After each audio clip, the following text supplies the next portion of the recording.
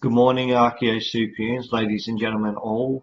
I am taking Archaeoscoop this week because Mr. Soup and Indiana Bones are off teaching children the ins and outs of archaeology. It's a fine grey autumn morning here in Melbourne, so I'll just jump straight into the stories for this week. Now, the first story I have comes from northern Italy, from a place called Arezzo, which apparently overlooks the Medici forest. Now, if that sounds familiar to you, the Medici family was a very famous Italian family during the Renaissance era, and for some reason in my head I'm thinking Venice, but correct me if I'm wrong later on. Anyway, Andrea Pacina, who is the archaeologist in this story, regional superintendent of archaeological heritage, announced that a first century Roman structure has been discovered at the Medici fortress of Arezzo in central Italy. According to a report in the Ansa Med, which is an Italian archaeological magazine, the building, which sits on a steep slope overlooking the forest valley, was probably used as a residence. Painted walls and floors have been found in 2 of the 3 uncovered rooms. Archaeologists also excavated a medieval burial of a man with a long iron sword.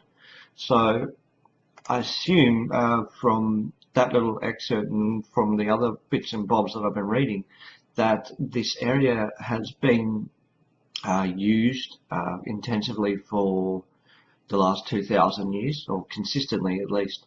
Now, what is also really good about this site, because it was an accidental discovery, you archaeologists out there might understand this better than anyone, that not all accidental discoveries get funding to look at even further, but may get postponed for another archaeologist to come back later. But what's really, really good about this is that an organisation has donated 10,000 euros for the preservation of this site, so that's a fantastic story. Now, moving on to China, something that's come up which is quite, I suppose, endearing to Archaeosoup's heart. Now, as you guys might know, Mr. Soup and myself sometimes come off as a bit cheesy. Well, this story is about cheese, so we couldn't pass it up. Anyway, the oldest cheese in the world has been discovered, or the first example of cheese has been discovered, buried with a 3,600-year-old mummy.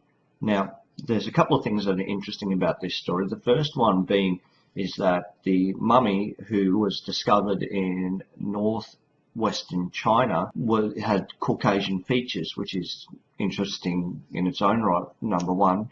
Now, we all know the Silk Road had links between China and Europe, but 3,600 years ago, that's a lot longer than anyone's willing to put forward that the Silk Road had been running.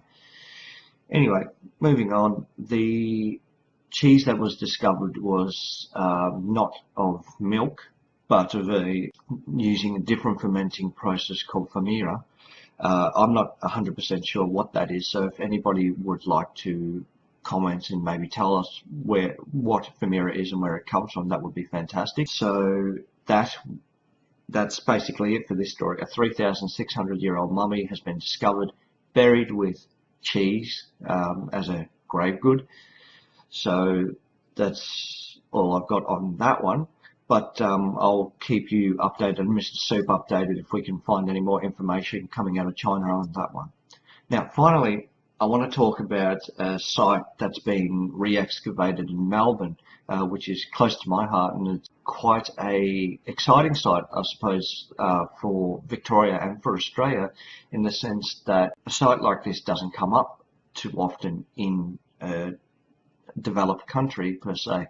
So what I'm talking about is the dig site of Little Lonsdale, or Little Lonsdale Street.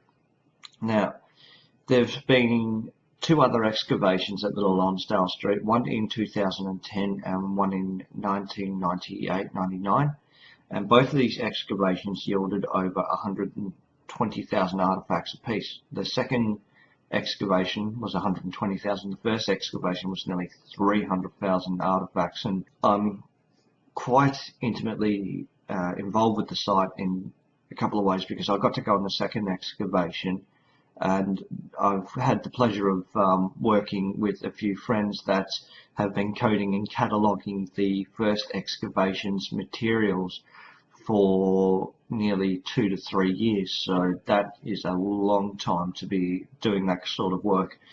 Now, what's really great that's happening at the moment is another development is obviously happening on the Lonsdale Street, and archaeologists have been sent in to do another excavation. Now, what do we know about Little Lonsdale Street? Well, it was, as far as we understand it, a slum and a red light district, a poor part of Melbourne per se, for quite a while, between about 1850 to the early 20th century, so early 1900. And what we're finding is that the people who lived in this district weren't as poor as we thought.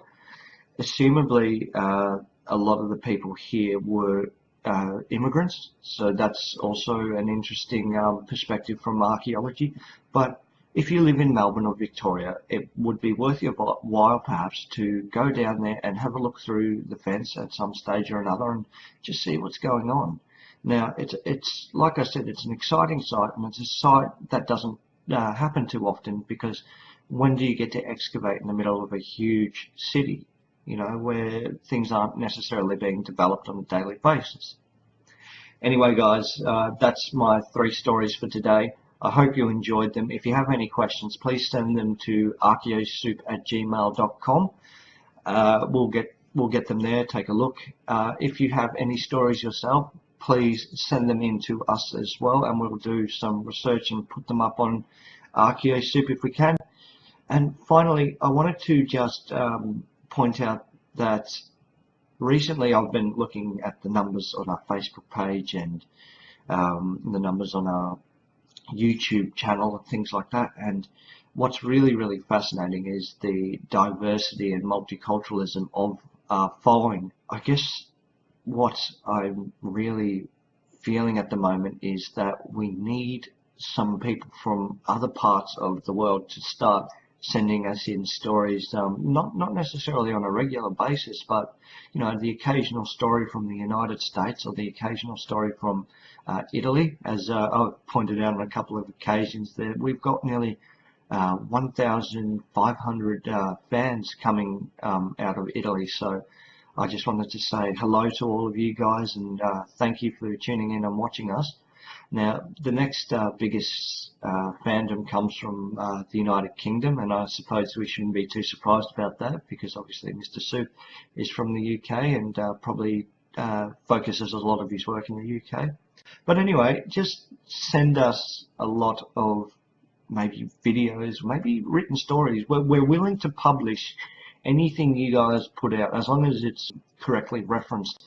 When it comes to a written dissertation, I understand that you might not be able to send that in, or may not want to, but if you're writing a research paper or something of the like, we're more than willing and happy to put these kind of things up on our site. So if you have anything like that, if you have any questions for us or want publicity for archaeology projects, specifically public archaeology projects, as you all know, Mr. Soup and I are huge advocates for public archaeology, please give us a proverbial call, send us an email, and we'll get in contact and see what we can do. Anyway, guys, that's me done for the week. I will endeavour to get a new Archaeology in Oceania out by the end of next week. In fact, the new Archaeology of Oceania is in fact not necessarily in Oceania, but it's based in Southeast Asia, Thailand and Cambodia. I'm going to be looking at metallurgy and perhaps a bit of diffusionism. Where has bronze working come from, China or India? There's no definitive answer on that right now, and I'll say that here and now. So I will see you guys early next week, and we shall discuss that one. All right, cheerio.